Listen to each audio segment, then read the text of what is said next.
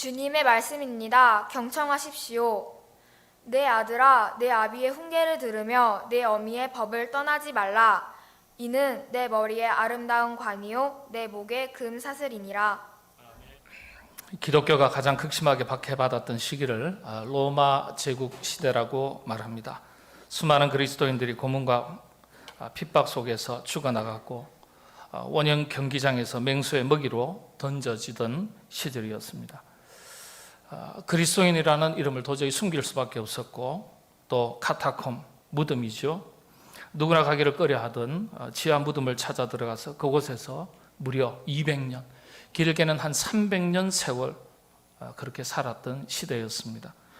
기독교인의 입장에서는 그런 서슬퍼런 시절, 로마 제국이 전 세계를 지배하고 있던 시절입니다. AD 250년, 정확하게 3월 31일입니다. 로마 제국의 변방 어느 시골 마을에서 한 사내 아이가 태어났습니다. 그런데 놀랍게도 장차 이 아이로 인해서 세계사의 한 축이 뒤바뀌는 엄청난 일이 일어나게 됩니다. 누굴까요? 이분의 이야기를 잠시 살펴보겠습니다. 오늘은 온 세대 우리 자녀들과 함께 예배드리는 날인데, 그래서 자녀들에게도 이 이야기가 큰 도전이 될 수 있는 이야기가 되기를 바라고, 또 우리 부모님들에게도 영적인 도전이 있는 이야기가 되기를 바라면서 말씀을 나누겠습니다. 이 이야기의 시작은요, 이 사내 아이, 남자아이가 태어나기 한 약 1년 전으로 되돌아갑니다. 황제를 보호하는 직속 건의 부대에 한 젊은 장군이 있었습니다. 로마 황제를 보호하는 친위 부대, 건의 부대의 젊은 장군이니까 대단한 위치죠. 황제의 인척이기도 했지만 잘생기고 또 능력이 탁월했던 젊은이 같았습니다. 나이가 23살인데 장군이 되었습니다. 황제는 이 젊은 장군에게 로마 제국의 몇몇 곳을 살피고 돌아오라, 이렇게 명을 내립니다. 장군은 황제의 명을 받들어서 멀리 변방의 어느 한 작은 시골 지역을 방문하게 되었습니다. 그 마을에 이제 군대가 진을 치고 지금으로 말하면 여관에서 하룻밤을 묵게 되었습니다. 장군이 여관 주인에게 이 마을에서 가장 아름다운 여인 한 사람을 데려오라, 이렇게 명령을 내립니다. 지금이야 오늘 같은 우리 시대에 이런 일은 말도 안 되는 소리지만은 당시에 로마 장군에게는 그것은 당연한 권리였고, 또 그 당시 하나의 풍습, 관습이었습니다. 로마가 천하를 지배하던 세상이니까 절대 권력을 가지고 있는 거죠. 황제의 명을 받은 장군이니까요. 여관집 여주인이 가만히 보니까 사람을 많이 겪어보지 않았겠습니까? 이런 사람 저런 사람, 별 사람 다 겪어보잖아요. 이 장군이 말하는 거나 말투나 행동이나 그 자세나 이런 것들이 예사롭지가 않은 거예요. 23살인데도. 여러분 여러분 그렇지 않습니까? 어떤 사람을 만날 때 보면 저 사람 참 외모에서 풍기는, 풍채에서 풍기는, 어떤 그의 어떤 행동 거지에서 나타나는 반듯함, 절도, 이런 거 느낄 수 있잖아요. 어투라든지 이런 것에서 느끼는 다 느낌들이 있습니다. 그런데 범상치 않은 것 같아요. 대단한 인물 같아요. 이걸 알고서 마을에 젊은 여인을 찾는 대신에 놀랍게도 이제 16살 된 자신의 딸을 그 장군에게 하룻밤 동침의 대상으로 들여보냅니다. 딸이 들어가라 하니까 들어가는 것도 이상한데 그 딸을 들여보내는 부모도 좀 이상하죠. 우리가 생각할 땐 그래요. 그러나 당시의 관습이고 이 장군의 명령은 절대 명령이었습니다. 자, 그리고 하룻밤이 지나갔습니다. 지금 이 하룻밤이 인류 역사를 뒤바꾸는 엄청난 밤이 됩니다. 장군은 이튿날 이제 군대를 이끌고 또 다른 지역을 가기 위해서 마을을 떠나게 되었습니다. 자, 그런데 떠나기 직전에 자신의 동정을 바친 이 여관집 딸이 장군에게 증표 하나를 달라고 간청을 했습니다. 이제 23살 된 장군, 젊은이잖아요. 그러니까 아마 마음에 있든지 뭔가 걸리던 게 있든지 그래서 자신이 입고 있던 망토를 벗어서 이 딸에게 전달합니다. 줍니다. 이 망토가 어떤 망토냐면 로마 황제가 장군을 임명할 때 하사받은 황제의 하사품입니다. 당시에 황제가 최고위직 장군을 임명할 때 두 가지 하사품을 내립니다. 검과 망토입니다. 지금도 대한민국의 군인 장군들은 장군이 되었을 때, 진급했을 때 발탁이라는 용어를 많이 쓰는데, 그렇게 장군이 되었을 때 청와대에 들어가서 장군 별을 달고, 그리고 장군도를 대통령에게서 하사를 받습니다. 장군도라고 해서 제가 그 장군도도 보고 다 해봤는데요, 손에도 쥐어보고요. 그런 것처럼 황제가 검과 망토를 하사합니다. 그 망토에는 황제의 이름과 장군의 이름 혹은 문양을 새깁니다. 검에도 황제의 이름을 새깁니다. 한번 보실까요? 저게 로마 장군의 망토입니다. 저걸 황제가 하사하는 거예요.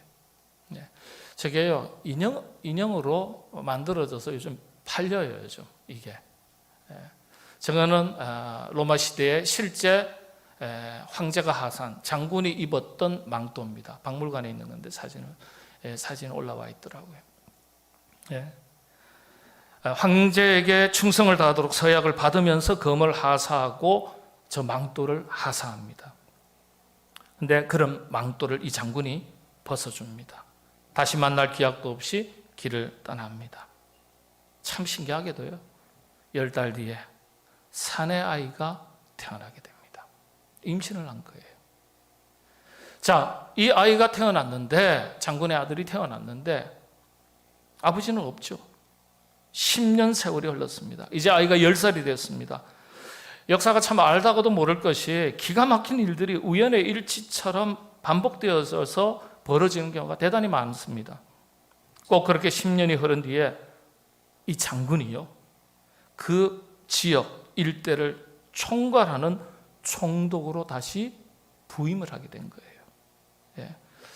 총독이죠. 여러분 성경이 잘 알고 있는 빌라도 총독, 혹은 또 헤롯 왕, 분봉 왕이거든요. 로마의 황제가 있지만은 그 지역에 왕 노릇하는 그런 왕이 있는 거예요. 총독으로, 분봉 왕으로 임명이 된 거예요. 장군은 10년 전의 일을 별로 대수롭지 않게 여기고 혹시 잊어버리지 않았을까, 이렇게 생각할 수 있겠죠. 이 장군이 이곳에 총독으로 부임하게 됐는데, 부관을 시켜서 그 지역 일대를 다시 한번 시찰하도록 명령을 내립니다. 그런데 이 부관이 참 신기하게도 직속상관 장군이 10년 전에 묵었던 이 여관에 또 들리게 되고 하루를 묵게 됩니다. 그런데 식사를 하고 방 안에 있는데 밖에서 갑자기 말 울음소리가 막 시끄럽게 요란하게 들리는 거예요. 말이 놀래서 내는 소리입니다. 밖에 나가보니까요, 그 10살 난 아들이 말을 가지고 장난을 치는 바람에 생기게 된, 말이 놀래서 발버둥 치면서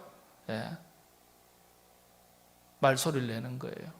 소란이 난 거예요.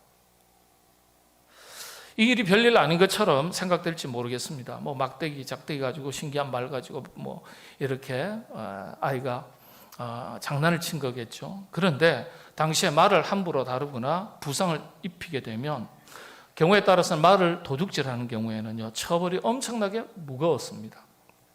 특히 말 도둑에 대한 처벌은요, 손목을 자르는 것이었습니다. 근데 이 10살 난 아들이 말도둑으로 오해를 받게 된 거예요. 엄청난 처벌이 내려지기 직전에 그 어머니가 이 장군의 부관에게 10년 전에 받았던 장군의 망토를 보여주면서, 이 아들은 이 장군의 아들이니까, 그냥 아들이 아니니까 장군의 아들이니까 처벌만은 면하게 해달라고 간청을 하게 됩니다. 부관이 망토를 받아들고서 보니까 그 망토에 황제의 이름과 그 망토를 하사받은 장군의 이름이 기록되어 있어요. 보니까 자기 직속 상관이 장군의 이름이에요. 그 즉시 장군에게 보고를 했고, 장군이 아니 그날 하룻밤이었는데 아들이 있었구나. 그래서 이제 10년 만에 그 여관집 딸도 만나게 되고 그 딸이 낳은 아들, 자신의 아들이죠. 이 아들도 만나게 됐습니다. 이 이야기 미리 먼저 말씀드리는데 이 로마의 역사의 이야기가 크게 비잔티움 연대기라는 기록이 있고요. 그 다음에 히스토리아 아우스쿠스라는 황제실록이 있습니다. 황제실록이 있고 이건 세상의 역사죠. 그 다음에 가이샤라의 주교 에우제비우스라는 아주 교회사에도 중요한 인물인데 기독교 관점에서 이 역사를 기록한 기록이 있습니다. 이 버전이 전승이 3가지예요. 근데 거의 맥락이 같은데 디테일하게 갈 때는 조금 달라요.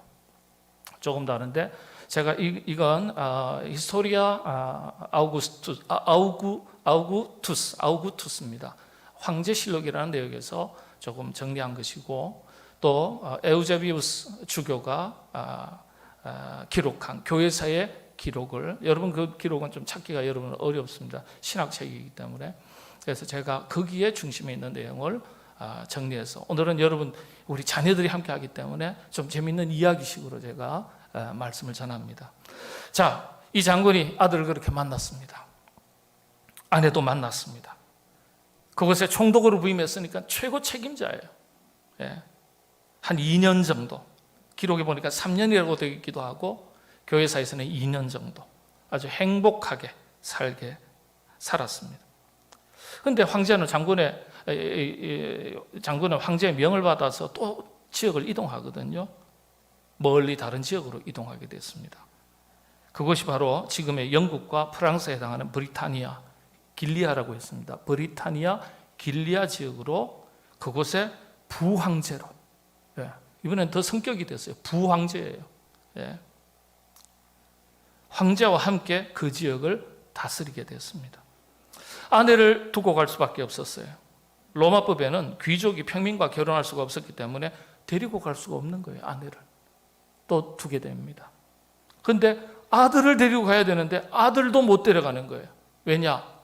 부황제로 영국, 프랑스 지역에 부황제로 보낼 때 인질로 잡는 거예요. 가족 중에 한 사람이 로마의 황제 밑에 로마의 인질로 둬야 되는 거예요. 그러니까 이 장군은 부황제로 가지만은 젊은 날에 만났던 아내 그리고 낳았던 아들, 자신의 아들을 다 볼 수 없는 거예요. 그리고 그 지역으로 부황제로 임명받아서 가서 그곳에 또 황제가 있습니다. 원래 이 로마 제국 영토가 워낙 넓어가지고 처음에는 2개 지역으로 황제를 각각 임명했고요. 그 다음에 나중에 4개 지역으로 나눠서 황제를 임명합니다. 로마 황제가 1순위죠. 자, 그래서 서부 지역에 부황제로 갔습니다. 그곳에서 가서 안타깝게도 다른 황족, 귀족의 딸과 결혼하게 됩니다. 왜냐하면 평민과는 결혼할 수 없으니까. 그리고 아들은 혼자 남아서 로마 황실에서 자라게 됩니다. 말씀드린 대로 이 서부 지역을 총괄하는 황제, 바로 밑부 황제로 임명받아서 다스리게 됩니다. 이때 나이가 겨우 35살입니다. 그런데 이 장군이 지금의 영국 브리타니아 지역에서 드디어 황제로 등극하게 됩니다. 이야, 대단하죠. 안타까운 것은 황제로 등극한 지 1년 만에 56세 나이로 급사하게 됩니다. 그런데 휘하의 부하 여러 장군들이 부황제가 있었는데 부황제를 다른 어떤 장군을 부황제로 세우는 것이 아니라 이 아들을 곧바로 로마에서 불러들여서 황제로 추대해버립니다. 그래서 이 아들이 여관집 손자였고 여관집 딸의 아들이었던 이 아들이 33살의 나이에 브리타니아 갈리아 지역, 영국과 프랑스, 유럽의 서쪽 부분을 전체를 다스리는 황제가 됩니다. 서부 지역 황제로 오른 뒤에 다시 동부 지역까지, 로마가 포함된 동부 지역까지 다 통합해서 AD 306년에 명실상부한 대로마 제국의 황제가 됩니다. 그래서 이 황제를 가리켜 대제라고 표현합니다. 대제. 아버지를 이어서 서부 지역 황제가 된 후에 얼마 지나지 않아서 우상을 숭배하는 이교도들이 중심이 된 동부 지역 황제와 일생일대의 큰 전쟁을 치르게 됩니다. 그러니까 전체를 통합하기 이전에 서부 황제가 되었을 때 동부 황제하고 전쟁을 하게 되었어요. 이 전쟁에서 이긴 뒤에 로마 대제국의 황제가 된 거예요. 자, 전쟁을 치르기 며칠 전에 밤에 잠을 자는데 눈앞에 큰 글씨 하나가 선명하게 떠오릅니다. 그 글씨가 바로 이 글씨였습니다. 이게 뭘까요? 제가 한번 잠깐 보여드릴게요.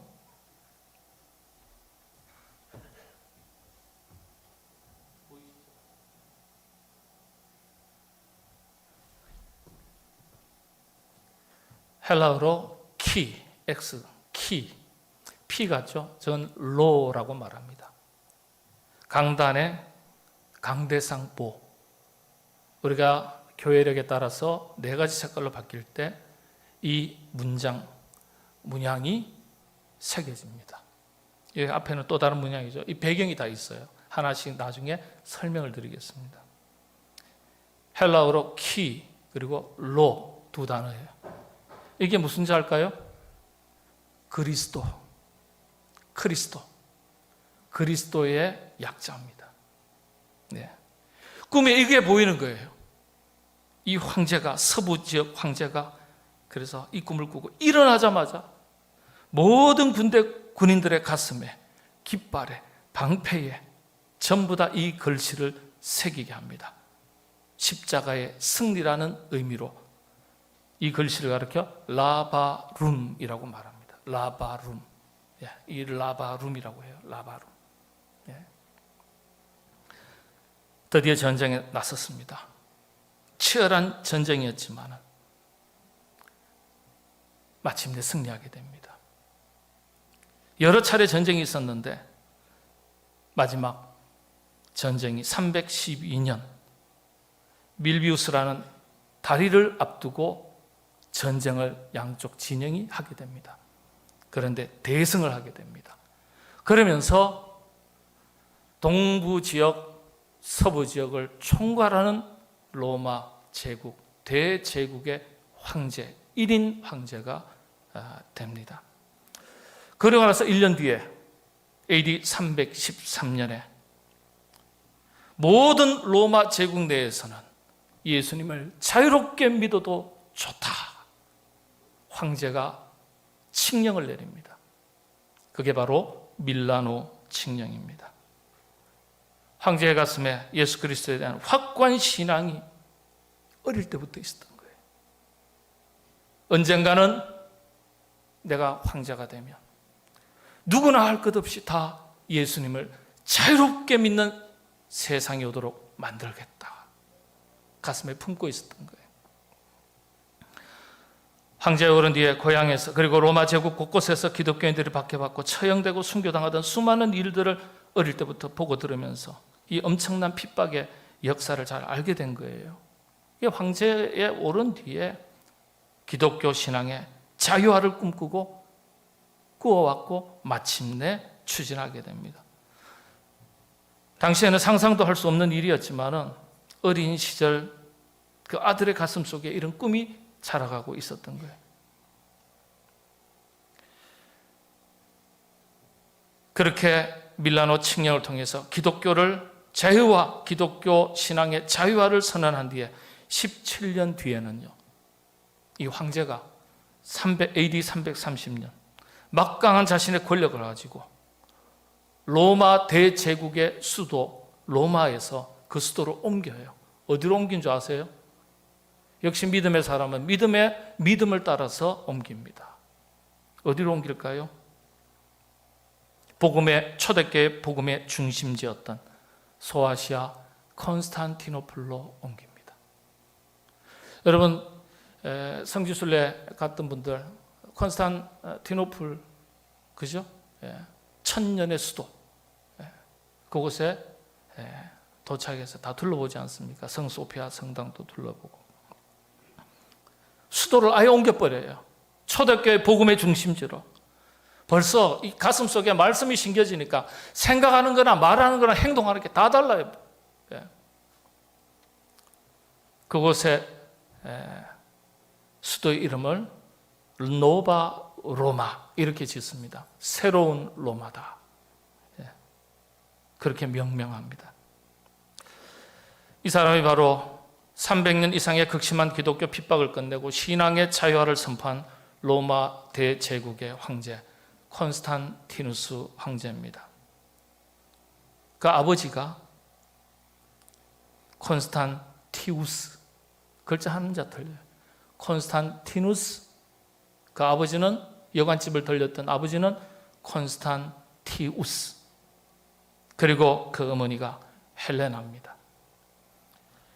여관집 딸에서 태후 황제의 어머니가 된 거예요. 가이사랴 소아시아 지역의 주교였던 교회 지도자였던 에우제비우스의 기록에 따르면 놀랍게도 이 어머니 헬레나가 유대인이자 그리스도인이라고 기록하고 있습니다.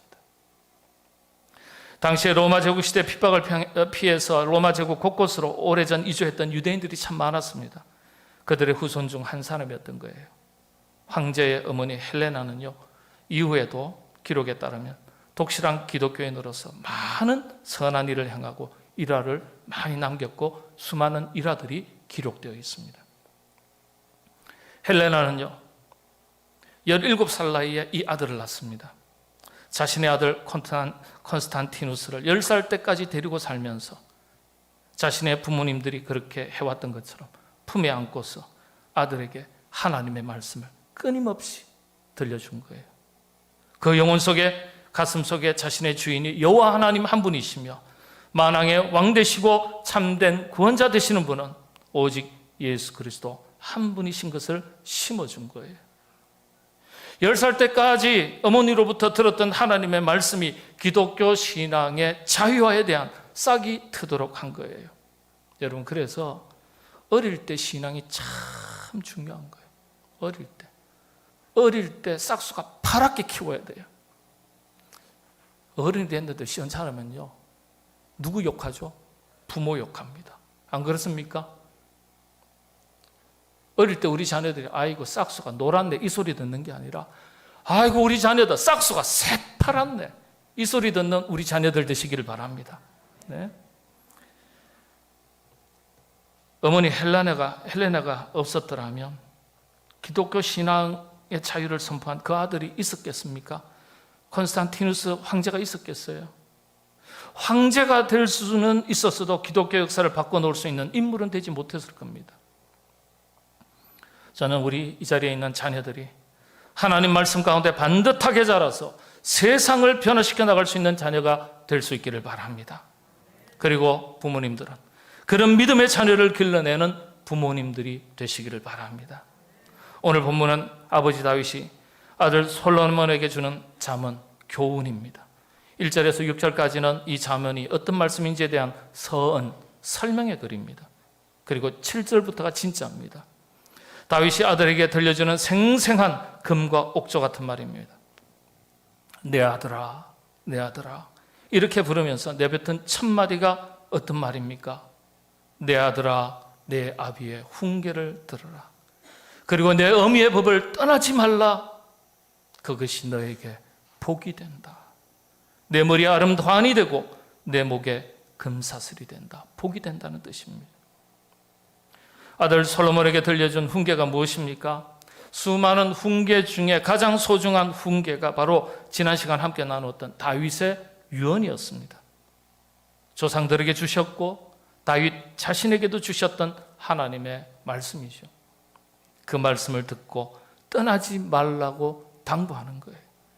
그래야 왕자도 지킬 수 있고 왕권도 지킬 수 있고 통일 왕국도 지킬 수 있다. 그게 너에게 복이 된다. 당부하는 거예요. 우리 자녀들의 가슴 속에 이 말씀이 잘 새겨져서 평생 이 말씀을 따라 살아갈 수 있기를 바랍니다. 내 아들아 내 아비의 훈계를 들으며 내 어미의 법을 떠나지 말라. 우리 모든 부모님들은 하나님의 말씀을 자녀들의 가슴에 심어주는 책임과 사명을 잘 감당하시게 되기를 바랍니다. 우리가 심어야 합니다. 부모가 심어야 합니다. 가꾸고 거두시는 분은 하나님이십니다. 상황과 형편과 조건, 처지가 어떠하든지 힘들어도 눈물을 뿌리면서라도 심어야 됩니다. 여러분, 그렇게 우리 자녀들의 가슴 속에, 영혼의 세계에 잘 심겨진 말씀이 우리 자녀들에게 큰 복이 될 줄로 믿습니다. 이것을, 이 사명을, 책임을 잘 감당하시는 부모님들이 될 수 있도록 하나님께서 지혜와 담대한 믿음과 능력과 여러 가지 삶의 환경을 하나님께서 크신 은혜로 지켜주시기를 바랍니다. 기도하겠습니다. 내 아들아, 아비의 훈계를 듣고 떠나지 말라. 이것이 너에게 복이 된다. 다윗이 아들 솔로몬에게 당부했던 이 교훈이 하나님께서 다윗의 입을 빌려서 솔로몬에게 주셨던 말씀인 것을 기억합니다. 이 말씀이 또다시 부모된 우리에게 주신 말씀이요, 우리 자녀들에게 주시는 금과 옥조의 말씀이 되는 줄로 믿습니다. 부모된 사명을 잘 감당하게 하시고 우리 자녀들은 이 말씀을 듣고 순종하며 지키며 일평생 살아갈 때 하나님께서 귀하게 들어쓰시는 빛나는 자녀들이 다 되게 하여 주시옵소서. 예수님의 이름으로 기도하옵나이다. 아멘.